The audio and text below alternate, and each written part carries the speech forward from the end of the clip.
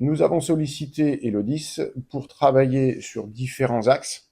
Donc on a déjà fait un diagnostic eau, tel qu'on a pu le faire en diagnostic énergie. Donc un diagnostic eau consiste à faire une cartographie de toutes les canalisations, d'où part l'eau, par quelle utilité elle passe, à quoi elle sert, et où est-ce qu'elle est restituée, dans quel milieu. Donc une fois qu'on a cartographié tout cela, on va aller mesurer ponctuellement, en plus des capteurs déjà existants, parce que le tout est ramené sur une supervision Maïda Métis, qui nous permet d'aller checker, regarder, observer. Et suite de tout ça, il en prend donc un tableau d'action. Un tableau d'action qui a été proposé par Elodis, qui a été validé et abondé par nos équipes.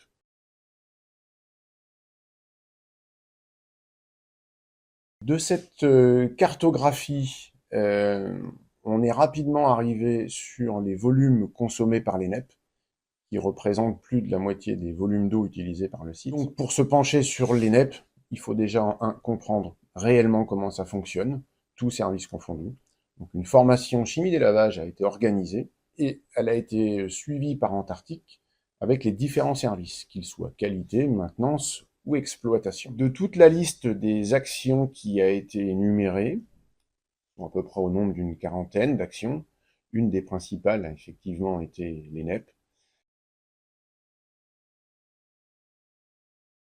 Oui, donc on a mis en place 4 paires de sondes sur 4 lignes avec l'accompagnement d'Elodis.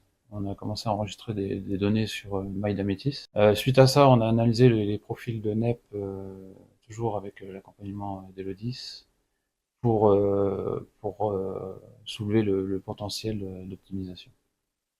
L'objectif principal du chantier optimisation des NEP, c'est la qualité, c'est de garantir un nettoyage efficace. Ensuite, les enjeux sont multiples, l'économie d'eau en premier temps, mais aussi libérer du temps sur les stations de NEP. On a plusieurs stations qui sont saturées suite à l'installation de nouveaux équipements. La phase d'audit a permis de faire ressortir un potentiel de 35 000 m3 annuels, ainsi qu'une économie de 1000 heures sur le temps d'occupation des stations de lavage et une économie en électricité de 20 MWh. Sur les sans équipement sur le site, nous avons défini les priorités suivant les fréquences de lavage annuelles, donc de l'année 2022. Un nettoyage qui était répété plusieurs fois par jour est en priorité 1, plusieurs fois par semaine priorité 2, et des lavages plus complexes ou dont la fréquence est plus faible, c'est en priorité 3.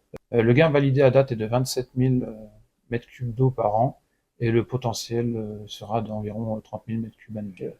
Donc, au-delà de l'optimisation des NEP, j'utilise Maïda Métis au quotidien pour vérifier les courbes de NEP ou éventuellement pour les audits des problèmes qualité. Ça permet de revoir les profils de courbes et revoir ce qui s'est passé avec un historique bien précis.